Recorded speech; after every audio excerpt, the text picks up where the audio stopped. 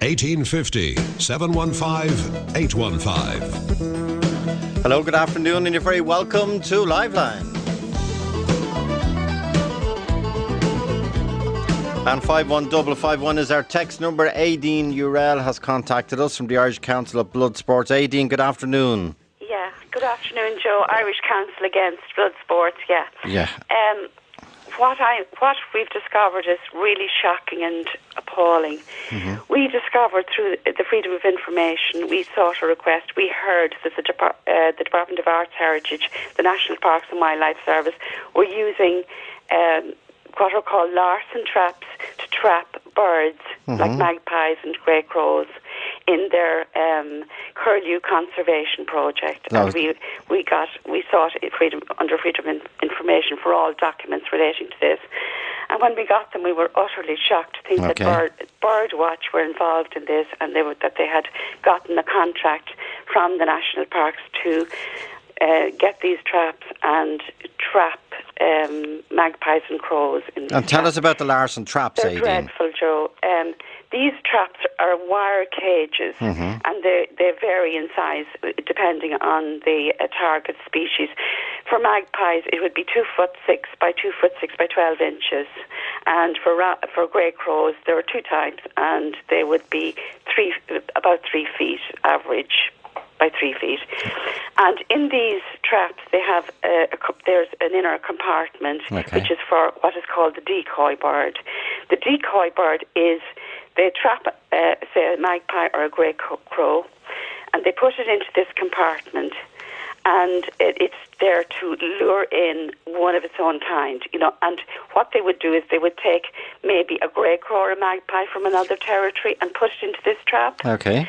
And then the birds are quite territorial, so another magpie or a crow from that area would come and, see this stranger and land on the trap, and there's a spring door which is affected, and then the bird falls into the cage beside the other bird, but it's separated from the bird, if you know what I mean. Yeah, okay. So, and these cages are checked daily, and the person doing the trapping would come out and take out the bird that is caught and put it down humanely. Hopefully. Well, I don't know how humane is wringing a bird's neck. So and these traps are placed close to the ground, and these decoy birds could be in there for maybe weeks. Now they're supposed to be given food and water, which they do. They do give them food and water, and it's supposed to be checked daily. But they're supposed to also, according to the legislation, they're supposed to have room to exercise freely, to move and exercise freely. Now, for a bird, to me, exercising freely means being able to fly. There's no way that any bird inside in that compartment could fly. The birds in that compartment, in that cage, close to the ground where other predators can come around, like foxes, and sort of nose around and frighten the life out of it. There's no way. So what do you want? You're saying Birdwatch Ireland are killing birds? Yes, but they're using this inhumane trap. They're getting them from the National Parks and Wildlife Service. They seem to have some kind of contract where they're doing this on where curlews are nesting. Now, the dreadful thing about this is the National Parks and Wildlife Service have literally turned a blind eye all down the years to the curlew in trouble. And they actually allowed the curlew to be hunted up to 5 years ago. It was on the game species list. And now they're doing too little, too late, and too cruel as far as I'm concerned. I mean, these traps are inhumane. They're banned in Denmark, where they were invented by a fellow called Larsen in the 1950s. They're banned there in that country, but we're still doing this. And who do you think suffers the most? The magpie, that's the decoy, and I presume when the other crow or magpie lands in, they try and attack the decoy magpie, do they? Well, I don't know if they'd be so shocked being confined. I don't know what they would do. Okay. But the decoy bird, we have video footage up on our Facebook, and you will see this. It's the stress that the bird is under. It's going back and forth inside in this trap in desperation.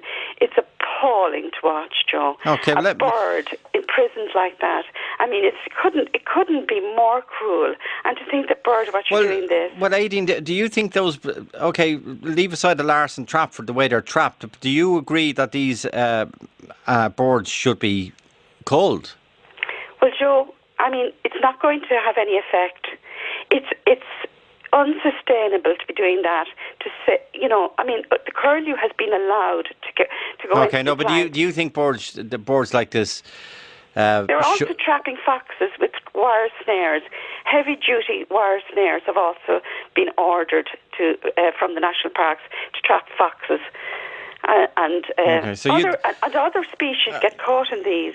Yeah, okay. Look, stick with the birds, and you say these birds should not be culled. This trap shouldn't be used, Joe. Trap, okay. And it's not going to have any sustainable effect. Okay, I take that point. And then the other big story in the I think it's in all the papers today, is the revelation that over the last 4 years, Trinity College, for example, who experiment with live animals, have purchased 110,000 live animals. That's outrageous, Joe. But they're doing research into Alzheimer's. They're doing research into Alzheimer's, arthritis. I'm just wondering. I presume the birds are no use, are they? For the birds that are being trapped, instead of killing them, they couldn't they'd see them as a pest species. Okay, stay there. Vermin. Okay, Daniel Maloney is from Birdwatch Ireland and advises farmers.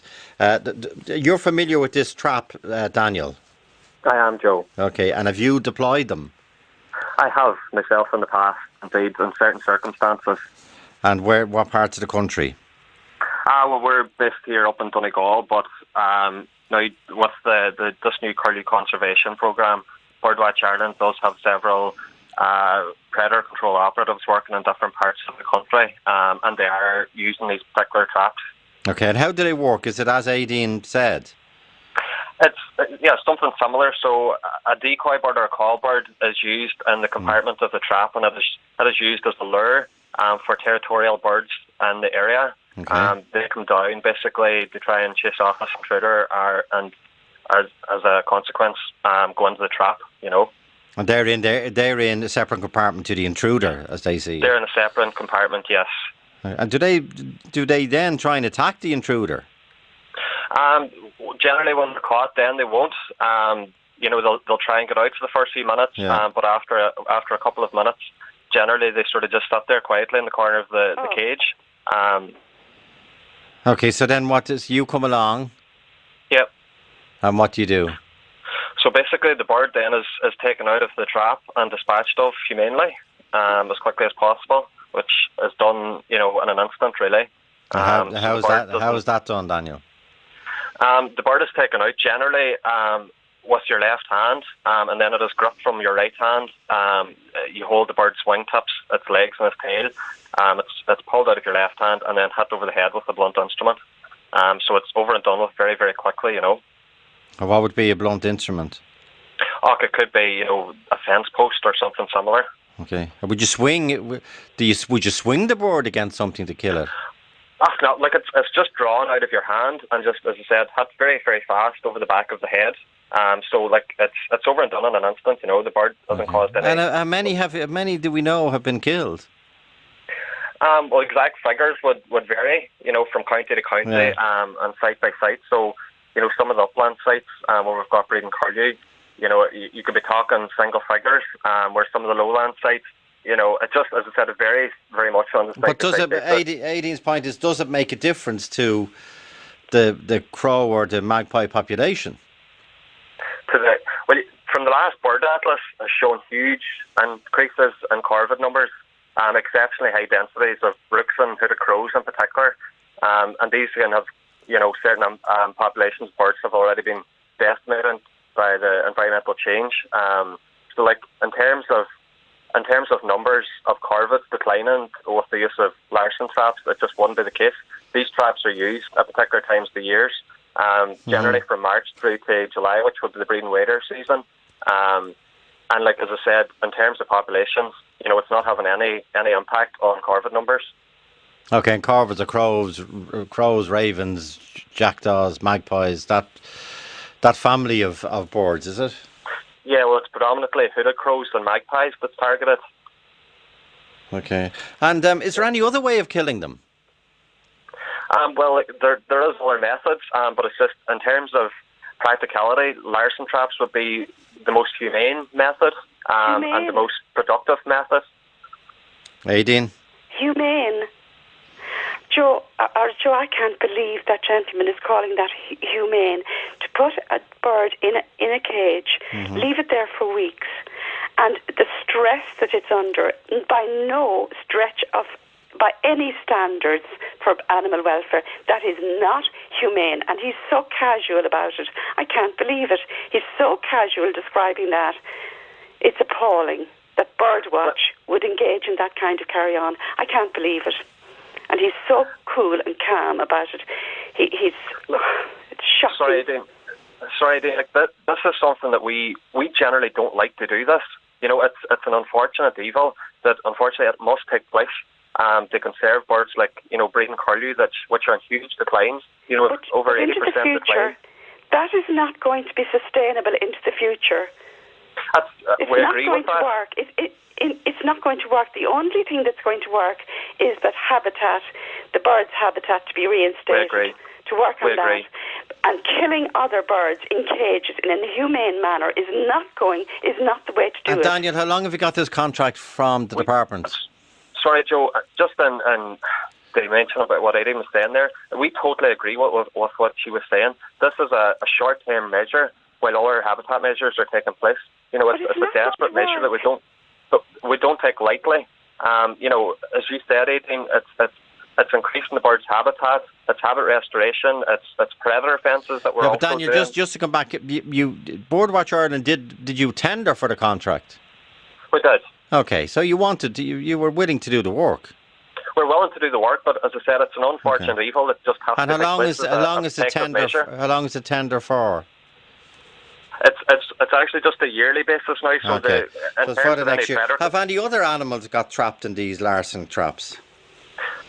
And Larsen traps? Yeah. No, it's just corvids. They're designed to catch corvids. And are you familiar with the campaign that Aideen said there's now a campaign to trap foxes? Yes. Yes, they looked for 50 heavy-duty wire snares. I saw one email where they were looking to trap foxes with. And who's going to... And badgers can be caught in them and other animals. Well, are Birdwatch Ireland going to apply for that contract? No, MPWS are forbidden the use of snares, so snares are not being used. But somebody applied for 50-duty heavy snares and they were looking for them. Let me bring in Sean Duffy. Sean, good afternoon. 51551, Joe at RTE. Sean, you're listening to Aideen Urell of the Irish Council Against Bloodsports and Daniel Maloney of Birdwatch Ireland. Go ahead, Sean. Hello, Joe. Now, I'm listening to this and I have a lovely back garden here with plenty of bushes, you know. I live in the village in Tala. And I miss my little songbirds. I can nearly do handstands when I see one now. Those killers are going around wrecking their nest because they go around in gangs. Who are the gangs? And there must be a problem, Joe, if there's a contract out on them. This is the magpies? The magpies, yeah. And you said they've destroyed your garden? No, they don't. They're in the garden all the time. They come down in twos and threes. And when I walk over to the local park in Bancroft, there's gangs of them together. And I don't see any little songbirds around anymore. Now, if there's a contract out on by Birdwatch Ireland, they must be a big problem. And are they, Daniel, the magpies, what do the magpies do to the curlews? Well, Joe, in the last 40 years, there's been over 80% decline in curlews in Ireland. We've got less than 150 pairs left in the country. But are the magpies eating them, attacking them, or what? Exactly. Corvids, such as grey crows and magpies, actually predate on the curlew's eggs. And young chicks as well. So that's why these drastic measures are undertaken, and we don't take it lightly, but as I said, it's an unfortunate evil that just has to take place. And we are looking into other, habitat restoration work, fences, other non-lethal methods as well. So we understand that it's a short-term measure, but it's just something that actually has to take place to keep this iconic bird in Ireland, And Sean, have you ever seen the magpies in action as a gang, as you call it? Yeah, I saw a hawk take down a pigeon. Yeah. And 2 or 3 of them came, and next to them there was about 8 of them, and they beat the crap out of the hawk and went off with the pigeon themselves. They scavenged the pigeon off. In gangs. Wow. Okay. Look, there must be a problem, Joe. It sounds like you're looking for a Larsen serious trap. Problem if there's Sean, a contract out. Sean, it sounds like you're looking for a Larsen trap to keep the magpies away. No, I wouldn't kill a bird, Joe. I wouldn't kill anything. Okay. I'm a bit squeamish like that. Okay, that's fine. But I think what I do, the upshot of this thing, Joe, is that I miss the little songbirds. Yeah, I take that point. I don't see them anywhere. Okay, would that be happening, Daniel, that songbirds are being terrorised by magpies? There's no doubt that corvids do have an impact locally on some songbirds' numbers, but like in terms of nationally, their numbers aren't on decline. It's birds such as breeding curlew and other breeding waders. Okay. And that's what let me bring in Mary. Thanks, Sean. 51551. Mary Gardner. Mary, you have a Larsen trap. Where did you get it? Yeah, Joe, I have a Larsen trap, and I'm delighted I have one. I am delighted. And what do you use it for? I use it for trapping the magpies. I live down here in County Wicklow. I've been down here for 24 years. Right. And the amount of songbirds in my garden have virtually disappeared because the magpies are the most aggressive bird and they don't have any natural predator. And what happens then is that in the springtime, they take all the little eggs out, they take all the little chicks out, and they're most aggressive. So I have a Larsen trap, which a local farmer advised me on, and he has sheep, and his poor lambs, the magpies come out and pick out their eyes. So what he did was he would give me a magpie from his farm, and it would be put down into my Larsen trap. I would feed the magpie with cat food and water, and in the evening I'd bring it into a shed. And these birds will come in, especially in spring, and my Larsen trap would actually capture about 4 of the magpies. I'm not so great at disposing of them, so the local farmer comes down and really humanely, it's all over in a second. And how does he? 2 years on the trot. I killed something like 20 magpies, and honest to goodness now, my garden has been transformed. But they're coming back again.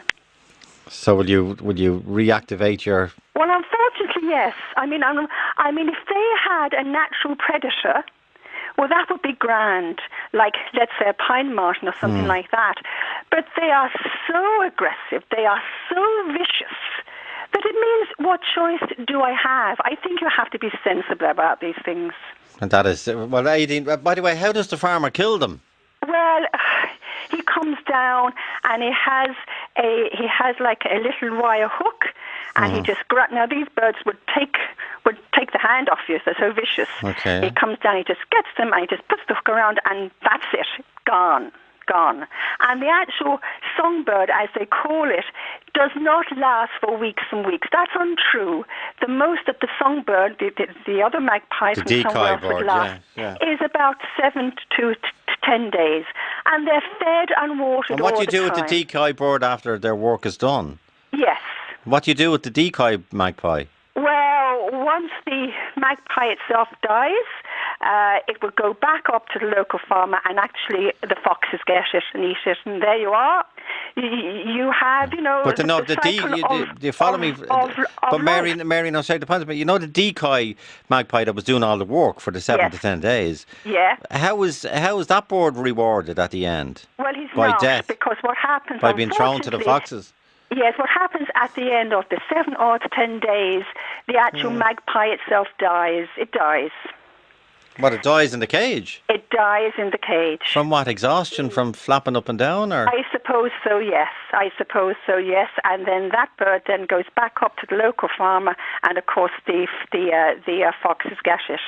I feel that if I had any other choice, but all the little birds, every little bird, they steal their eggs, they steal the little fledglings. They're the most aggressive bird going. Aideen, what do you think of that? Mary. Well, she said she described how the bird dies in the cage. Imagine the inhumanity of leaving a bird in a cage for all that time under that kind of stress. It's appalling, Joe. The trap is banned in Denmark because of its cruelty. It's banned where it was invented. Now, but surely you have to have a balance in these Ireland, things. You have we're to have so a balance. far What behind about in our animal welfare. All the little birds, all the little fledglings. I don't know how anyone could turn a blind eye to an animal suffering in life. Stress in a cage like that. There are other predators out there predating on songbirds. We all know about them, and it's appalling. I'm sorry to say, this is nature, and we can't be interfering like this. This is an inhumane trap by any standard. Yeah, Daniel, go ahead, Daniel.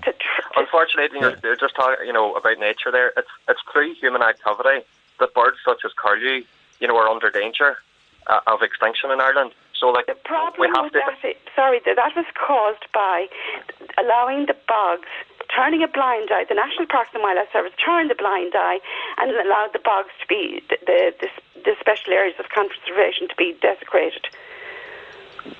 They allowed it to happen. There would be no, these animals could all coexist in a natural way. Exactly, if the habitats weren't eroded like this. Exactly. It's appalling. And then so the magpie has to pay now in the most inhumane way, and the crow. They have trapped in a bird in a cage, trapped like that, for maybe days on end. Are there any other boards, Daniel? I can tell you something, Joe. If I came across such a trap, I would release that bird, and I would urge everybody to do that, because that is wrong on so many levels. Well, Joe, I have to say to you, it's this attitude that's caused all the problem with the actual explosion of the deer population in County Wicklow, where the deer population, they say now, is something like 30,000. And so many of these deers have TB, they're interbred, they're coming down, they're causing hassle for the poor farmers, they're getting into their cattle, they are spreading TB, and it's that attitude whereby that these poor creatures that should be culled for the benefit actually of the actual remaining ones. Yeah, okay. Let me bring Ian Graham in. Ian, 51551. Your quick point, Ian, please. Hi, Joe. I've just been listening there, and I find that lady's argument there about making these cages big enough so that the grey crow can exercise has sort of really been ridiculous. I didn't ask for it to be made bigger. Well, I picked up on some comment that you said the size of it was so small. I said they're breaching a rule. Even the scant regulation. Now, may I just put this point to you? I can remember my late father. I can remember my late father back in the 70s. Okay, let Ian go. I didn't interrupt you now, Aileen. Yeah, I can remember my late father being out at the local gun club, and grey crows were classified as vermin, and there was a bounty on them. And that's going back 50 years ago. So why do you think there was a bounty put on them then? Because they were doing damage, isn't it, Aileen? They were indeed, and I know plenty of farmers that found many a young lamb out in their fields, and maybe they were born at night time, and once the grey crow had been, they picked the eyes out of their head. And surely that's inhumane beyond any limit. Okay. Aileen, just to go back to that Trinity story, which is everywhere, about the number of live animals they use in experiments, are the Irish Council Against Bloodsports against using animals for medical experimentation? Well, in this day and age, I don't think there's any need to test on animals to the extent that they're doing. I think they're doing it for the sake of it, because it's done, They just do it, and it's a trade in animals. Yeah, but why would they just do it? What's the alternative to experimenting on animals? Joe, I have to say that, our brief would be Bloodsports. Yeah, I understand. And that sort of thing. I don't know about this story. Okay. So you're calling on Birdwatch Ireland to stop, to abandon this contract? These inhumane traps. Okay. And have we any idea, Daniel, finally, how much the contract is worth from the state? I'll ask Daniel. Daniel, do you know how much the contract is worth? I don't know, Joe. Daniel gone? The figures aren't given. We just missed that there. But all I can say is, this is a very inhumane method. Okay, let me ask Daniel. Hang on, just let me ask Daniel that question. Daniel, how much is the contract worth to Birdwatch Ireland? It's not very much, Joe. It's very small in the grand scheme. We've only got this year we had only 2 predator control operatives working for us in this curlew conservation programme, so you're talking very small figure. Like. Okay. And Joe, can I just mention, that the curlew was on the game species list for years and years, and they just didn't think anything of that. Yeah, but things change, Aidan. You know things change. No, they're all up in a flurry about it, and they allowed it to be shot up to 5 years ago. Okay. Aidan Urell, Irish Council Against Bloodsports, Daniel Maloney of Birdwatch Ireland, and our other callers. Thank you indeed. 51551.